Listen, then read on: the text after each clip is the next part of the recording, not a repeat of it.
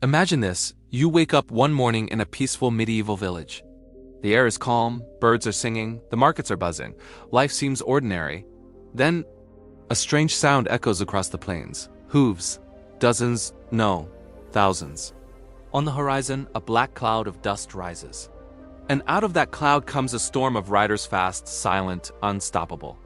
Within hours, your city walls crumble. Your army is outmaneuvered. Your rulers are either dead or kneeling. The banners fluttering in the wind bear a single, terrifying symbol, the Mongol Empire. In less than a century, these steppe warriors carved out the largest contiguous land empire in human history, stretching from the Pacific Ocean to Eastern Europe. How did a group of nomadic tribes from the harsh Mongolian steppes conquer half the known world? This is the story of the Mongols' rise, their genius in warfare, and their ruthless tactics that changed history forever. In the late 12th century, Mongolia was a land of scattered nomadic tribes constantly fighting over pasture, power, and survival. Among these tribes was a boy named Temujin. His childhood was brutal. His father was poisoned by a rival clan. His family was abandoned by their own tribe. He grew up in hunger, danger, and betrayal. But Temujin was not ordinary. Through sheer cunning, alliances, and battlefield skill, he united the Mongol tribes, a feat that had never been accomplished before. In 1206, he was proclaimed Genghis Khan, meaning universal ruler. Under his command, the Mongols would transform from scattered horsemen into a war machine unlike any the world had ever seen. What made the Mongol army so terrifying?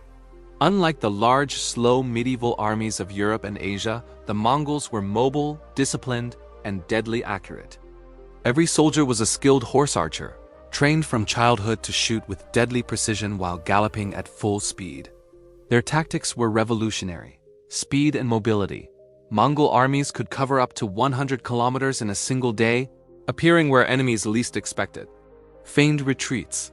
They would pretend to flee, luring their enemies out of formation, then turn around and destroy them.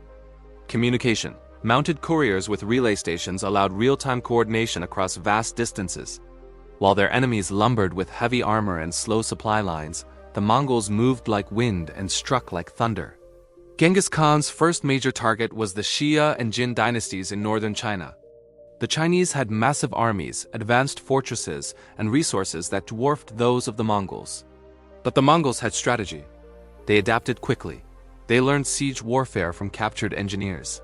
They built siege towers, catapults, and battering rams, combining steppe speed with Chinese technology. City after city fell. By 1215, they captured Chengdu, modern-day Beijing. The once mighty Jin dynasty crumbled under the relentless Mongol advance.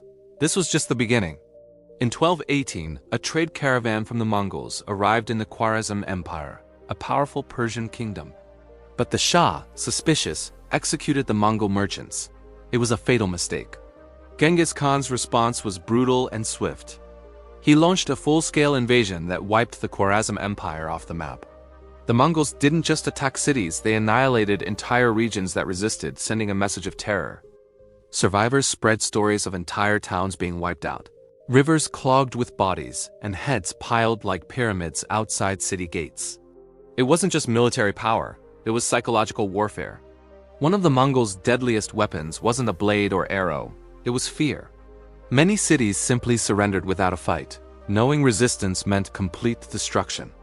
Mongol envoys offered a simple choice: submit and live under Mongol rule with relative freedom and lower taxes, or resist and face annihilation. This strategy allowed them to conquer vast territories with minimal losses, moving from city to city like an unstoppable tide. After Genghis Khan's death in 1227, his successors continued the conquest. Under Genghis Khan, the Mongols invaded Eastern Europe. In the 1240s, they crushed Russian principalities, destroyed Kiev, and pushed deep into Poland and Hungary. At the Battle of Mohi, 1241, they annihilated a combined European army with superior tactics. Panic spread across Europe. Medieval kings believed the end of the world was near. But just as the Mongols were poised to invade Western Europe, the great Khan Gade died. The Mongol generals turned back to Mongolia to elect a new leader. Europe was spared, not by strength, but by coincidence. By the mid-13th century, the Mongols controlled a massive empire stretching from the Pacific Ocean to the Black Sea. They established the Pax Mongolica, a period of relative peace and stability across Eurasia. Trade routes like the Silk Road flourished, protected by Mongol patrols. Ideas, goods, and technologies moved freely between East and West. Even Marco Polo, the famous Venetian traveler, journeyed through Mongol lands safely. Despite their brutality and conquest, the Mongols unified the largest landmass in history, creating a bridge between civilizations. The Mongols were not invincible. Over time, their vast empire fractured into separate khanates: the Golden Horde, Ilkhanate, Chagatai Khanate, and Yuan dynasty in China. But their impact was profound. They redrew the map of Eurasia. They transformed warfare with mobility and psychological tactics. They connected civilizations, laying the groundwork for the globalized world centuries later. From nomadic tribes to world conquerors, the Mongols achieved what no empire before or since has matched in speed and scale. The Mongols didn't conquer half the world with sheer numbers. They did it with unmatched strategy, fearless adaptability, and a vision that stretched beyond their steppes. They came like a storm, swift, terrifying, unstoppable, and reshaped history in their wake. Even today, their legacy echoes in the trade routes, cultural exchanges, and geopolitical shifts they left behind. This was the Mongol Empire, the horsemen who rode out of the wilderness and changed the world.